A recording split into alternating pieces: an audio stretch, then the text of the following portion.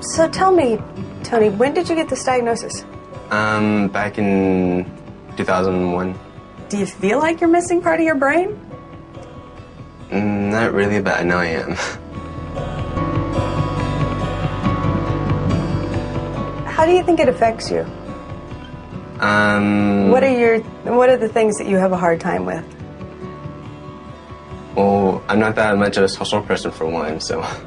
Okay.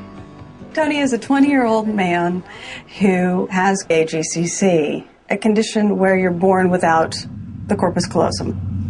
And the corpus callosum is the band of fibers that connects the two hemispheres. 200 million fibers.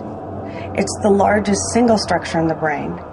So its absence is pretty obvious. What was school like for you?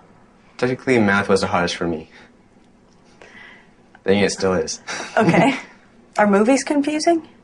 Plot-wise for me, yes. Part of why I do this, personally, is I was an awkward kid. Different reasons. But boy, do I know the feeling of why do they all get along and they all hate me? If I can help somebody else understand themselves so that they don't have to experience that, of course that's what I want to do.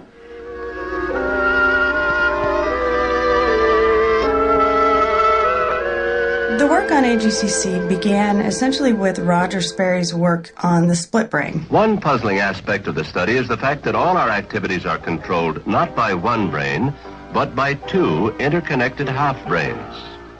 Roger Sperry here at Caltech did a lot of experiments where you can show that each hemisphere processes information separately. Working with him on a series of unique experiments is Dr. Michael Gazzaniga.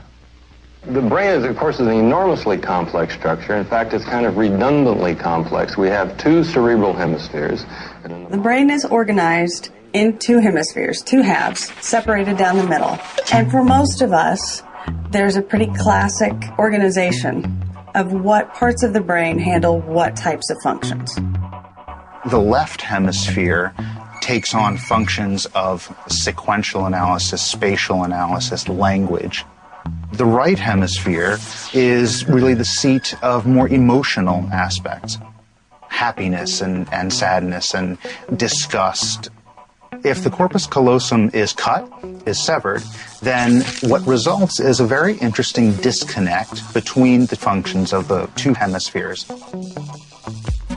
And when you do that in adulthood surgically to treat epilepsy, there are two very interesting findings. The first interesting finding is that if you just do this to someone and then you talk to them, they seem to function fairly normally. But when you do certain tasks with them, certain experiments in the lab, then they're very abnormal.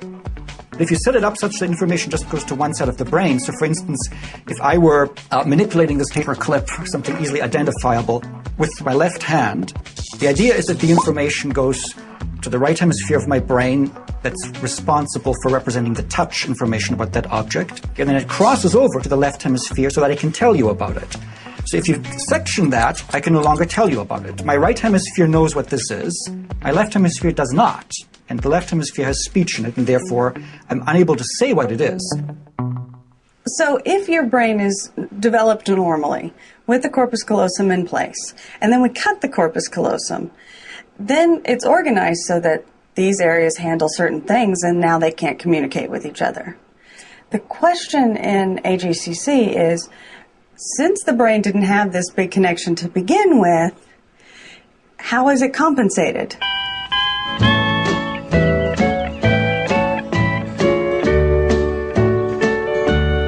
Take these chains from my heart and set me free. Tony lived with his mom from about 10 years old until 18.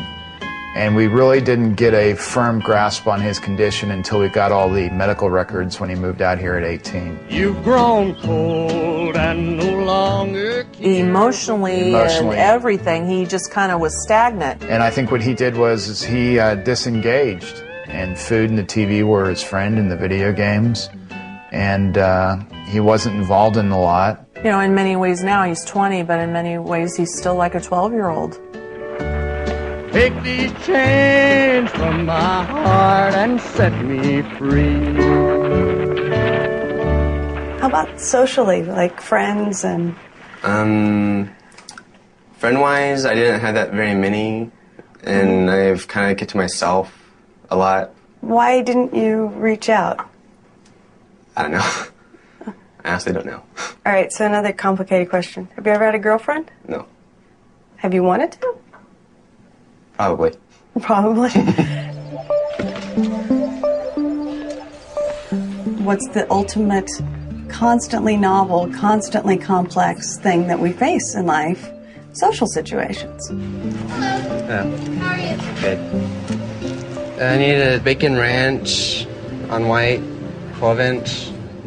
They're always new, and they require processing so much information so rapidly that multiple areas of your brain have got to be connected and sharing information. And if you're missing the main thoroughfare connecting the two halves of your brain, it's not surprising that that's hard.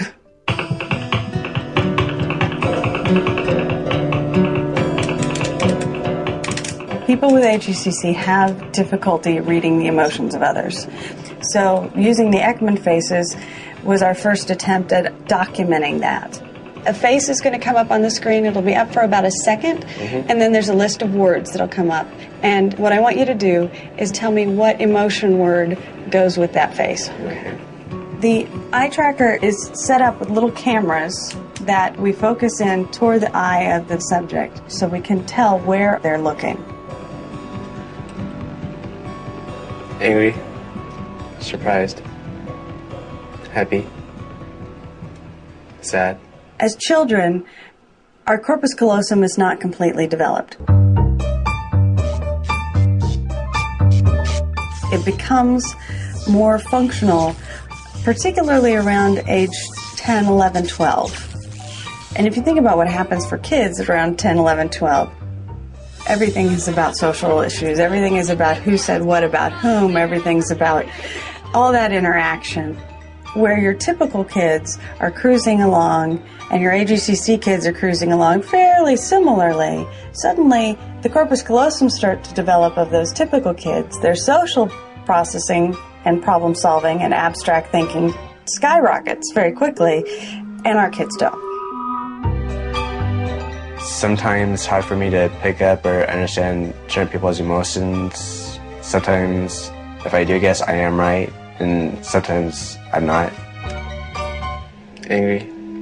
Remember when he first moved here and he's like quiet as a mouse? It's like, it scared the daylights out of us, you know? I don't raise my voice at him when I'm angry because it doesn't do any good. You know, if I was to raise my voice at you, you would obviously know that I was displeased with you. Well, his emotions are so flatlined that I'm just as well off having a normal, quiet conversation telling him that I'm upset with him as I would if I was yelling at somebody. Tony's not able to get that far in the progression of understanding that if he doesn't take a shower on a particular morning, he's going to smell when he goes to work, and that, you know, people won't want to be around him. The whole idea of difficulty recognizing consequences means that learning from social feedback is a problem, and hygiene's a great place that we get a lot of social feedback. Little boys don't take showers. They fight it until they start to get to junior high, and then suddenly they want to. Bravo, sir. Let's get these little guys out of your way. In looking at the faces, Tony didn't look at the eyes as much as a typical person does. The size of the circle shows how long Tony's gaze stayed on any given point. He tended to look more at the nose than would be expected, which the nose doesn't give you much social information. Tony seemed to have the most trouble identifying fear, disgust, and surprise. Fear in particular, it was only at about 50%. So 50% of the time, if somebody looks scared, he's likely to miss it. Why Tony has difficulty reading social information is a bit up in the air. One hypothesis is that the parts of the brain that typically make sense of emotional information are housed in the right hemisphere, and the parts of the brain that give a verbal answer, such as this person feels angry, are in the left hemisphere. So without a corpus callosum, that information may not be getting back and forth readily. So it could be that simple.